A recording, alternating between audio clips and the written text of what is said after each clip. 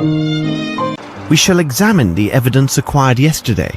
A wood trinket, substance from Fowler's washstand, and the gloves I found at Sherringford Hall.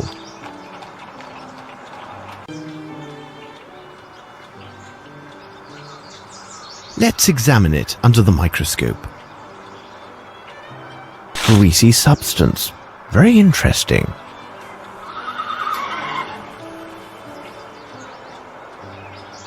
A very fine white cotton.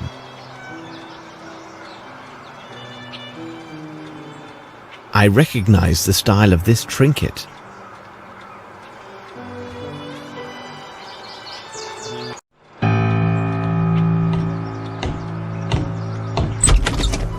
I could not wait for you much longer. We have but a brief moment to discuss your notes before joining the inspector at Sherringford Hall.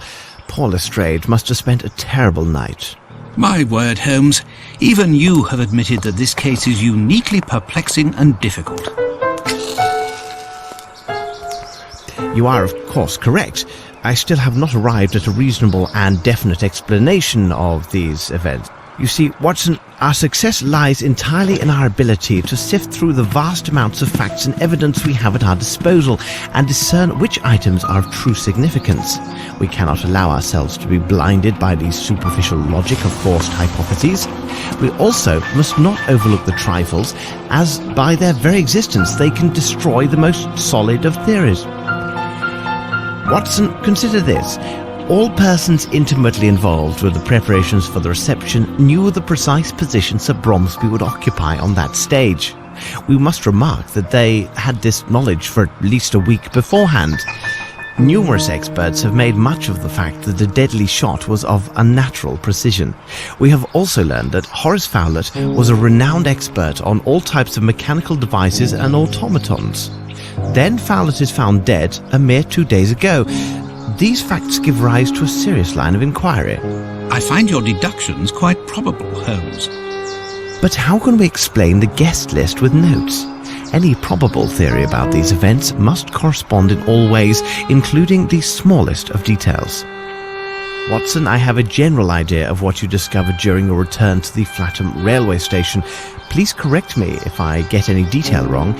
You learned from the station master that several minutes before the arrival of the last train to London, 2 men entered the station one after another. First, there appeared a tall man clothed as a worker. His hat was lowered to hide his eyes, his right hand bandaged. He took a place in the right corner near the platform. A few moments later, Horace Fowler came in and sat down on a bench. He spoke briefly with the station master and by all appearances seemed to be freezing. I can add that you have probably learned that the station master began to work in Flatham only 4 years ago. The rest you can tell yourself. Really, Holmes, you were right concerning the information I received from the station master. When I entered the railway station,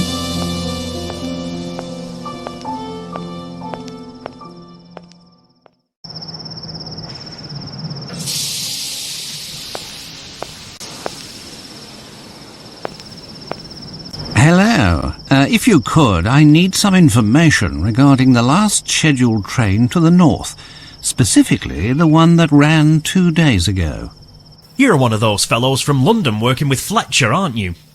Wait a second, let's see, 2 days ago, or rather 2 nights. That was the night when Mr. Fowler was here. Did you see him? As clearly as I see you now. But he didn't seem well, he was all muffled up, and every time he opened his mouth it was to cough. The people from the village say that he's an odd one who's always amusing himself with gewgaws and puppets. Do you see him often? No, I don't know him that well, because he didn't travel very often. I didn't think it was a good opportunity to make his acquaintance, but he wasn't able to say more than a few words without suffering a sudden coughing fit. It seemed he was travelling to the north. However, I cannot say with any certainty that he arrived there.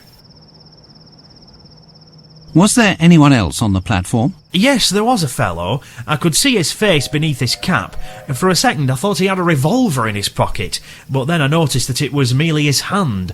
It was all done up with a large bandage, due to some wound, I suppose. Where was he, exactly? He stood in that corner over there, and Mr. Fowler arrived a bit later. I heard the sound of his coughing for about 5 minutes after that. When the train arrived, they boarded the same carriage. And where might I find this train carriage? Why, right here. They always use the same carriages when they put together the night trains. Aha, and here it is. This is most advantageous. If it would be a help, I can hold the train for 1 or 2 minutes at the station, so you might have a look inside. Thank you very much. Well, I must investigate these matters. Until later, sir.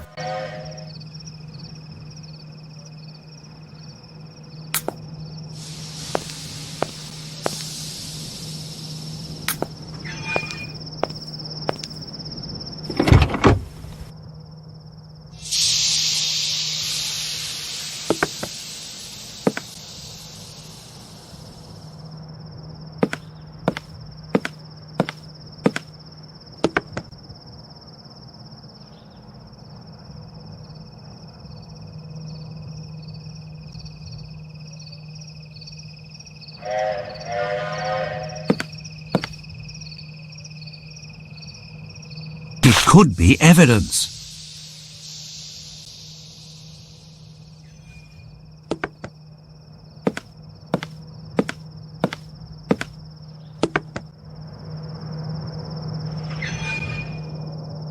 Someone has forgotten their cap, and I believe that hairs on it are red.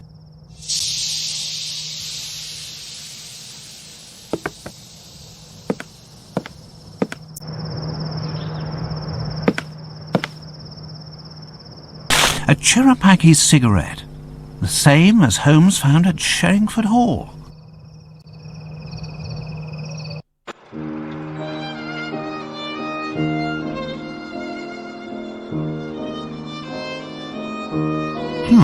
A red hair. This is splendid, Watson.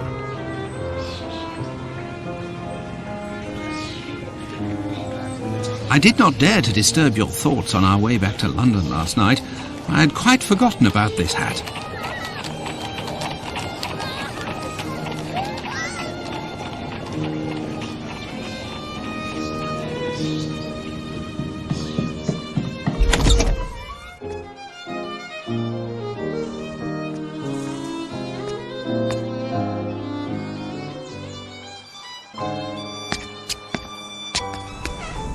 What can we do for you today, Mr. Holmes? Come near, Wiggins.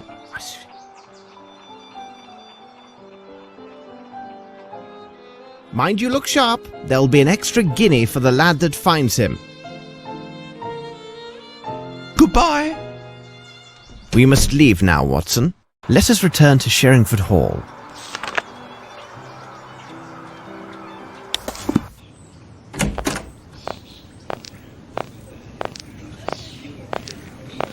Cabby!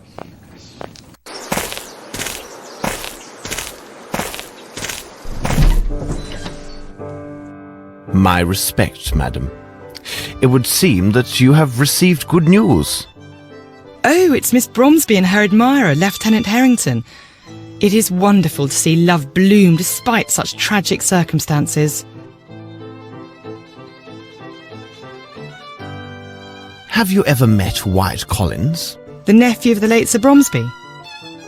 Oh, I have seen him just a few times since I was hired at Sherringford Hall. He stopped visiting the hall because of a quarrel with his uncle, I think. How would you describe him? He was a very tall and slender young man with a bright red hair. He's not well mannered. Have you seen Inspector Lestrade? He is with Miss Bromsby and Lieutenant Harrington in Sir Bromsby's office. He's waiting for you. Thank you for your assistance, Miss Lambert. You are surely welcome. Hello. You seem to be in a fine mood. Oh, yes, because I am sure that Miss Bromsby and Lieutenant Harrington will make a splendid couple. He's very handsome and rich. Wait, and how do you know this? The brother of my cousin's boyfriend is currently employed in the Queen's Army Hostel. He said that the lieutenant gave him a very generous tip when he carried the lieutenant's trunks during his move. You don't say. Yes, and if they decide to get married and make their home here, we won't be afraid for our jobs. And considering their youth, the family wouldn't stop growing anytime soon. I used to be a nurse, you know. Well, I must leave you now. Please say hello for me to your doctor friend.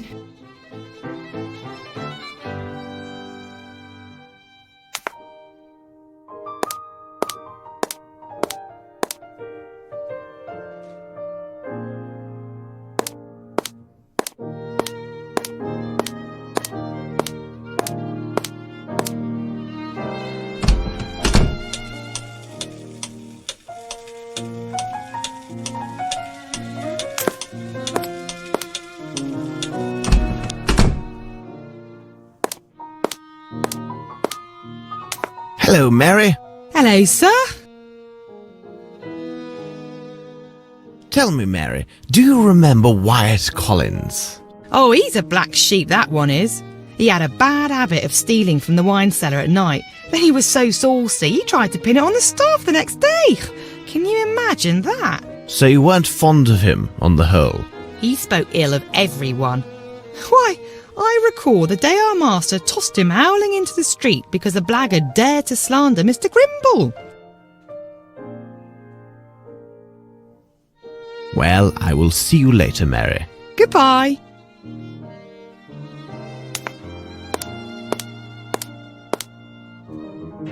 Well, it's not too early. I've just informed Miss Bromsby about Mr. Fowlett. Besides, I told her about the notes that suggested Sir Bromsby's wish to amend his will in favour of Mr. Grimble. According to our solicitors, this new development does complicate the succession. Let's hope Mr. Bromsby's safe contains an official document which will allow us to see things more clearly. I do hope you've discovered the code, because I did not sleep well last night and I'm in no mood for riddles.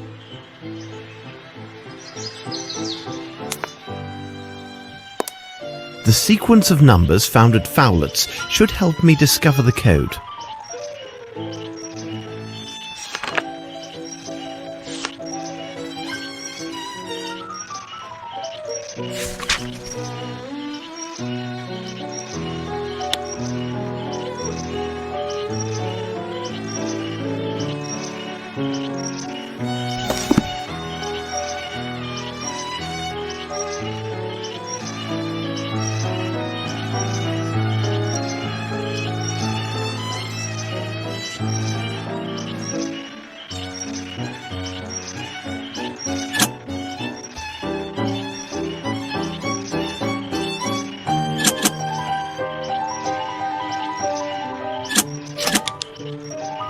It is simplicity itself.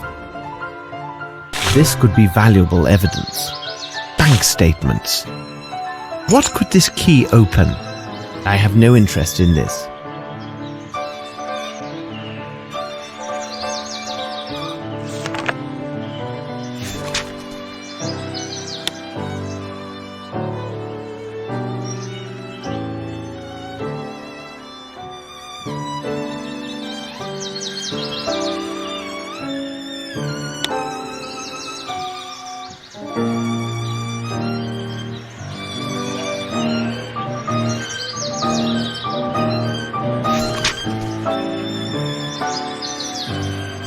I have a feeling that I should inspect this Fairfax Theatre. It appears to be Bromsby Enterprises territory now, and Grimble's office should be nearby.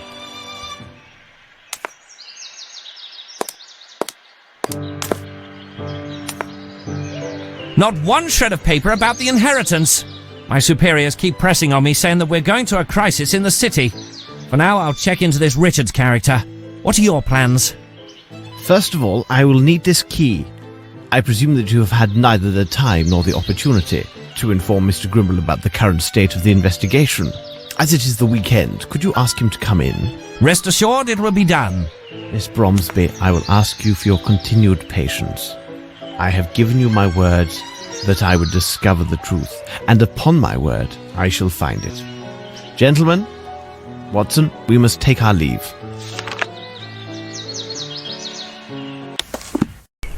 But what are we doing at this place?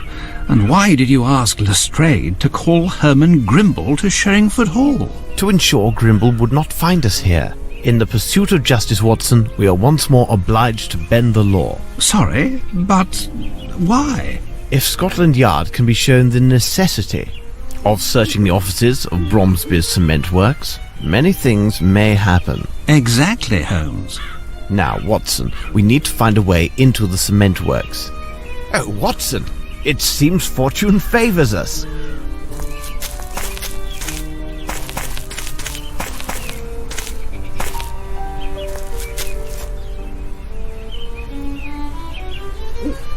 Hello, Mr. Goblet. The last time I saw you were filling barrels with motor oil. Well, I'll be jiggered, Mr. Holmes. It is a small world, isn't it? Your days of roaming the docks are long past now, aren't they? Same for me. Tell me, what brings you to these parts? Are you the watchman for this factory? Not official, like. This would be Fat Dub's job. But I take his place on weekends and he checks in on the by and by.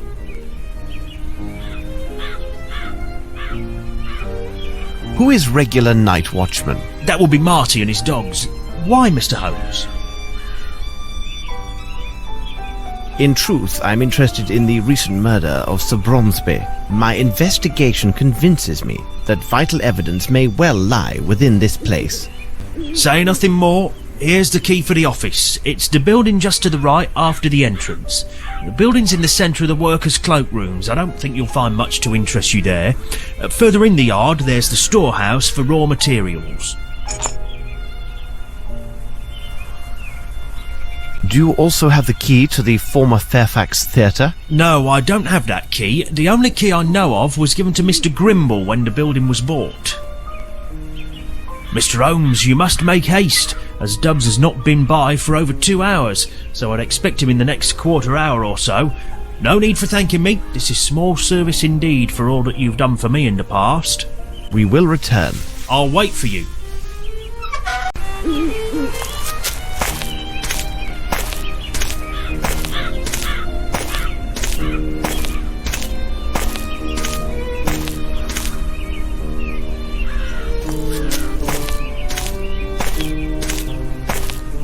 Come, Watson.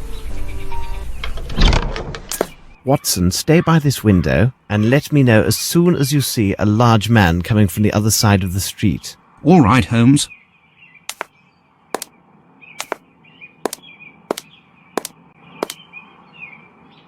They must have never cleaned here before.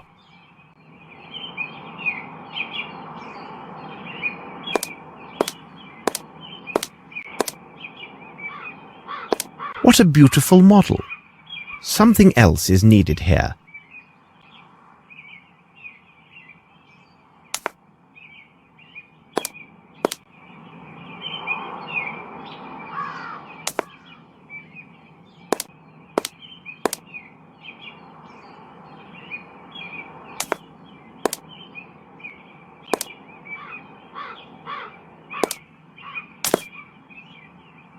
This key reminds me of another.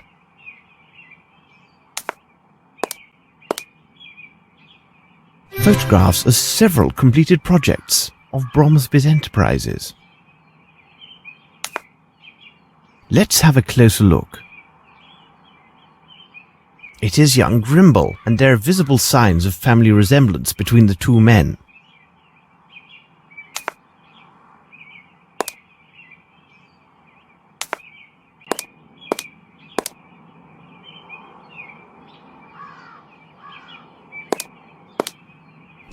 This is a veritable museum.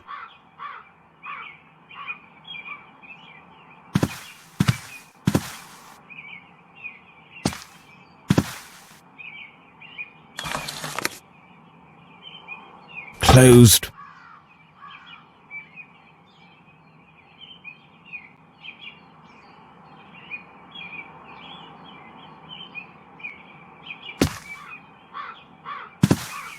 I'll examine this statue of Ganesh.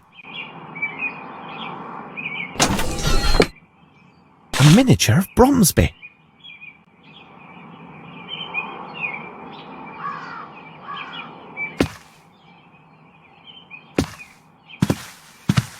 Is there anything under this tiger?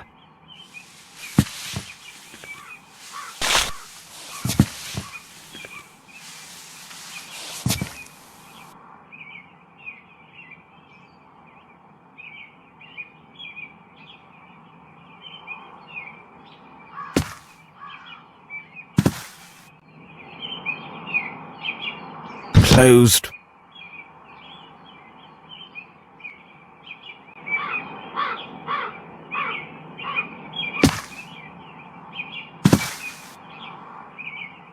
An old souvenir from India.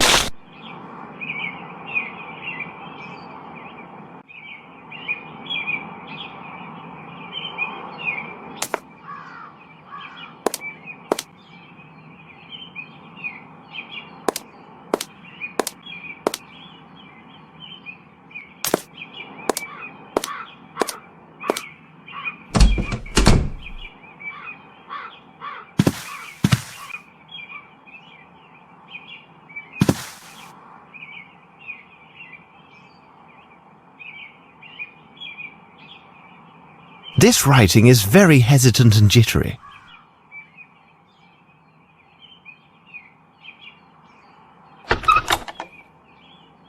I can't keep these documents. Grimble will know that his drawer was opened if I take this key.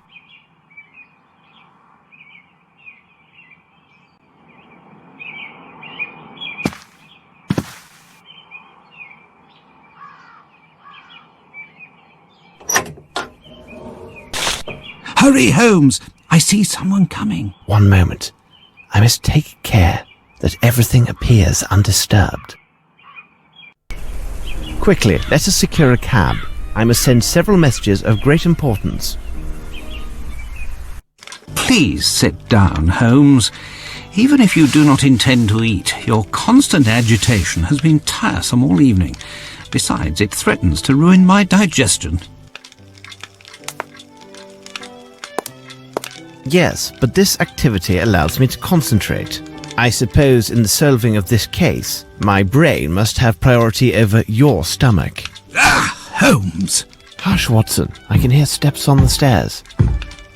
But the tread is too heavy to belong to the person I was expecting. Ah, it would seem that the army has arrived. In time to settle our quarrel. I hope I've not disturbed you gentlemen by arriving unannounced and at such a late hour. Nonsense. Please come in, Lieutenant. We are pleased with the diversion offered by your presence. Well, frankly speaking, I came with the hope that I could learn something of your progress on the case. But you must tell me first, what is your interest in this case? Oh, I see. Well, you must understand that, well, to speak plainly, Mr. Holmes, here is my position. I had not set foot on British soil for quite some time until now. A few short days ago I saw an angel. It was Miss Lavinia, whom I then dared fall in love with. There it is, and I'm not afraid to say it. My good man, your meaning escapes me. Several moments later her father lies dead and she is considered the main suspect in this affair. But I tell you this is impossible, because I could not and dared not take my eyes off of her. So what is your concern? It seems my unguarded and devoted attentions towards Miss Bromsby during her troubled days have left no doubt as to my true feeling for her. Inspector Lestrade has intimated that the court may consider my testimony to be tainted by my affections, thus my evidence disregarded. What is worse, I could even be accused of giving false evidence. Ah, that is horrible. We will take every effort to avoid it. Mind yourself! What do you want of me? That is why I have come to see you, Mr. Holmes. If I must seem to abandon her to save her honour and her life, then I will leave. Even if it means the absolute destruction of our happiness. But you, Mr. Holmes, could you intervene so that I will not be brought to this terrible choice? I will be eternally in your debt. Naturally, you must not lose hope, young man. Am I not right, Holmes? Anything is possible, Watson. Your hope is based on an assurance, which, in good faith, I cannot give, my dear Lieutenant. However, I can give you this advice. Abandoning Miss Bromsby will do her case no good, even if her appearance in the dock proves unavoidable. Well, goodbye, Lieutenant. I will heed your advice, Mr. Holmes. Wait, I will see you to the door.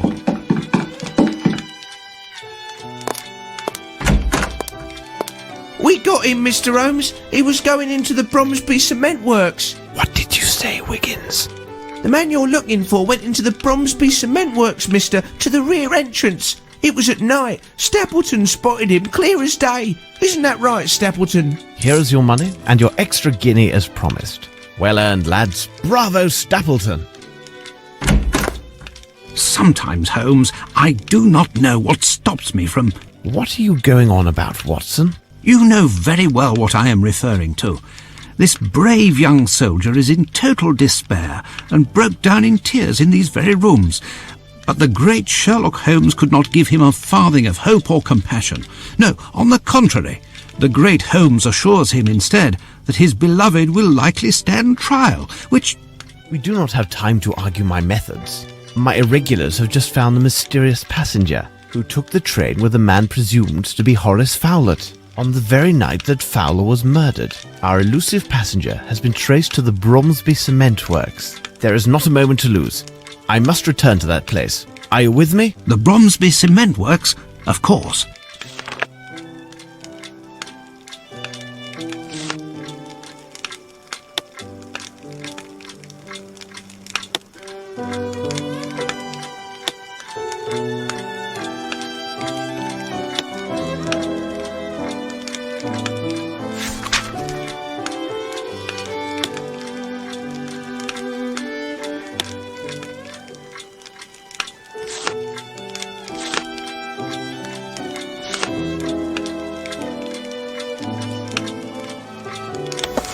According to Mr. Goblet, the cement factory will be guarded by a pair of dogs. We need to be very discreet.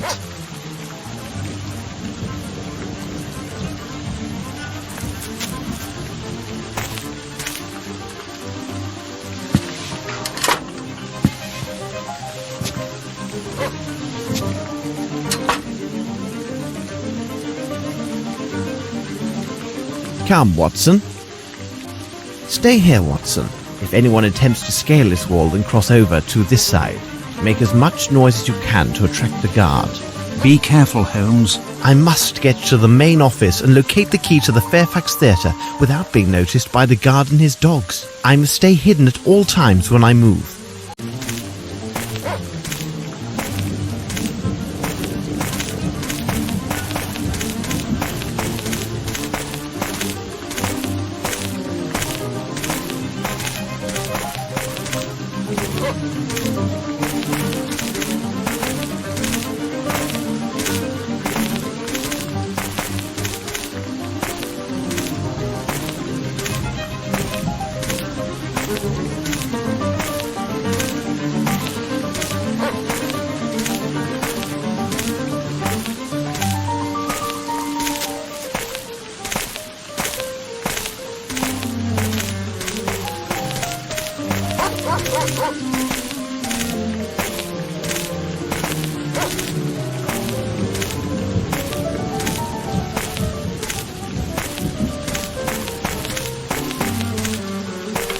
Perfect, I am here. I believe I shall find the key in this office. I must repeat all the steps I took before to get the Fairfax Theatre key in Grimble's desk.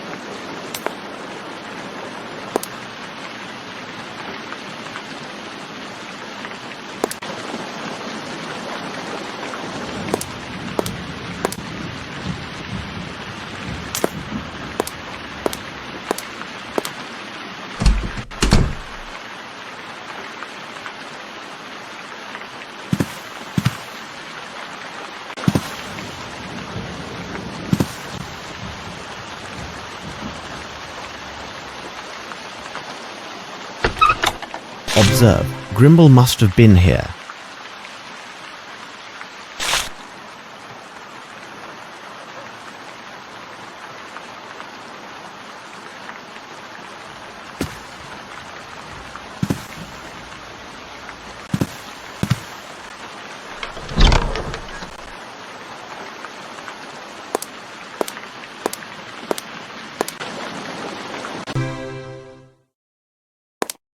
Now I shall travel to the Fairfax Theatre, but I must take care that the guard does not see me.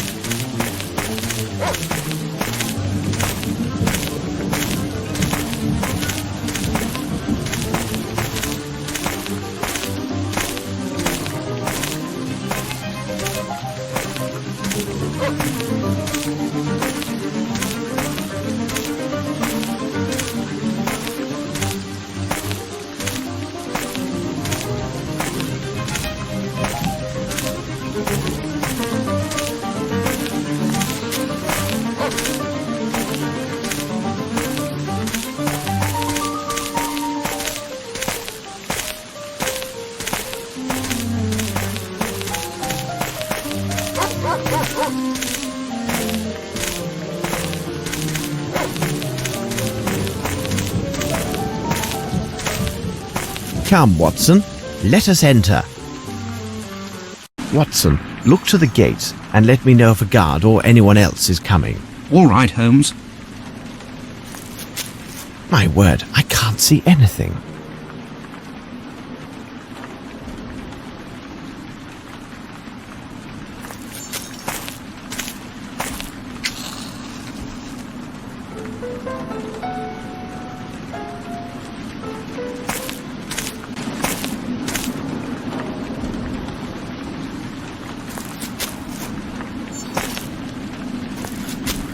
I need something.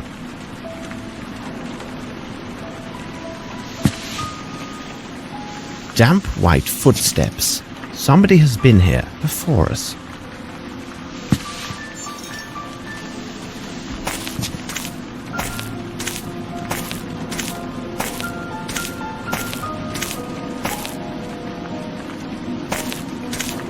This lock is very old. I think I may be able to force it.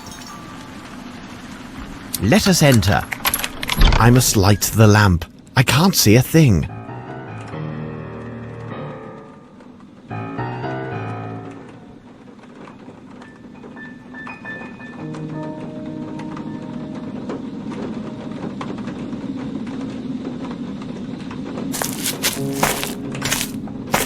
Ah, now I see better.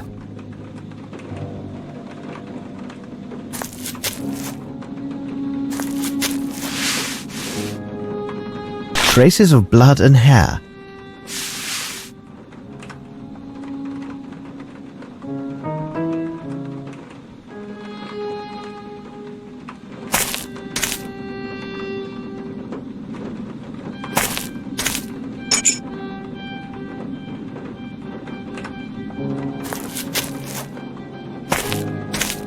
The theatre was transformed into a warehouse when Bromsby bought it.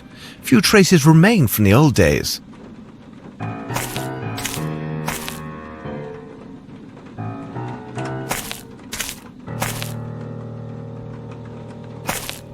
Close.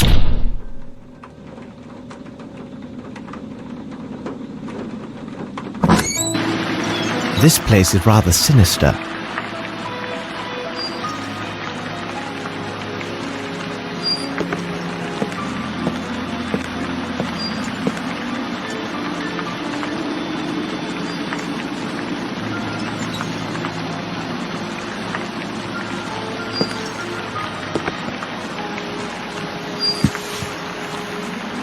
Quicklime! I must take precautions, as this substance is quite dangerous.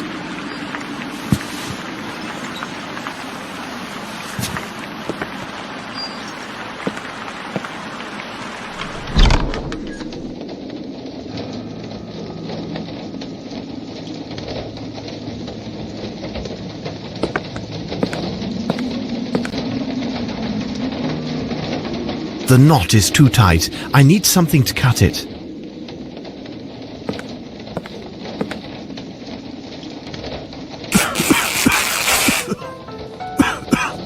This is quicklime.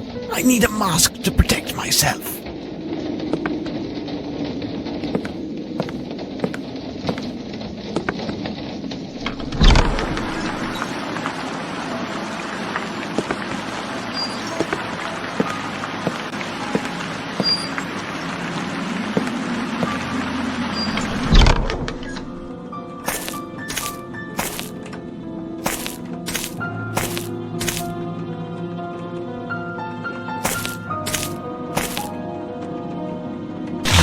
A clean cloth. I can use it as a mask. At least with this improvised mask, I can now enter the room with the quicklime.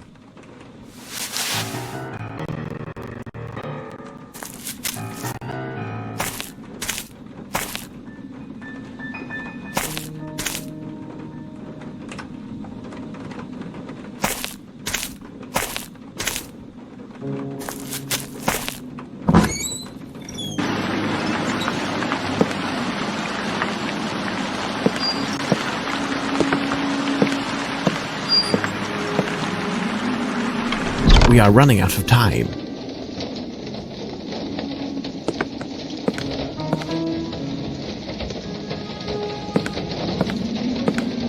I need something to remove the body.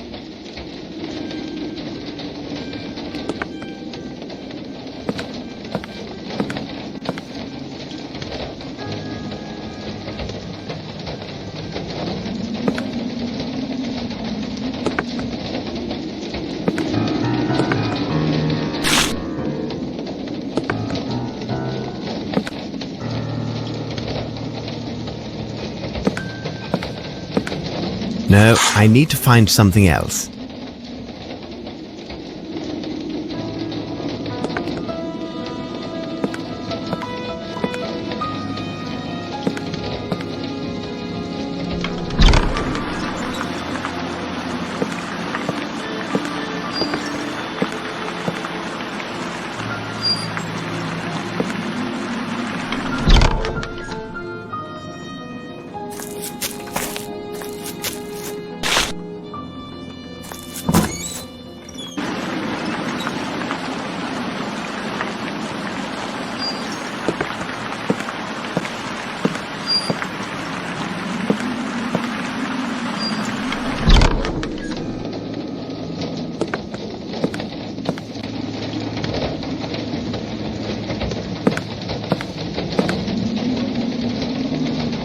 Passport issued to a man named Johansson. Perfect. A bottle of liqueur from the Richmond Abbey. Watson, over here. Watson, go secure a white cloth around your face. One can be found in the room. When you are prepared, join me. All right, Holmes.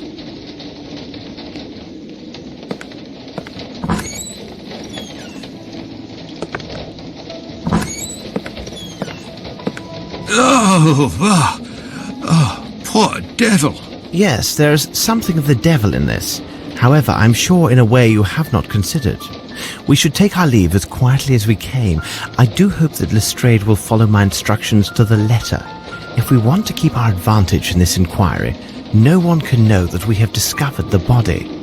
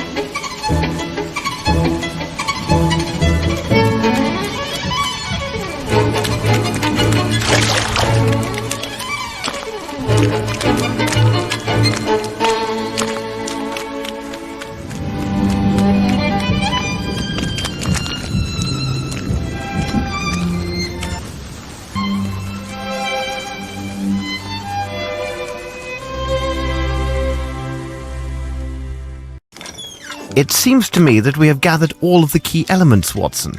However, before we retire, let's summarize our findings. The questions should be answered yes or no and justified by the evidence or testimony received during the investigation.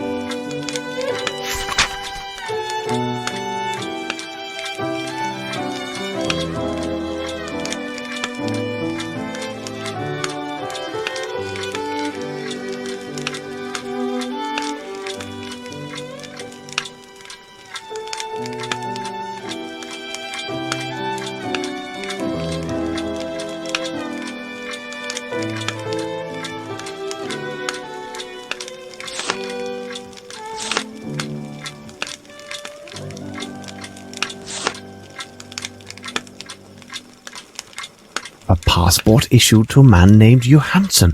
Perfect.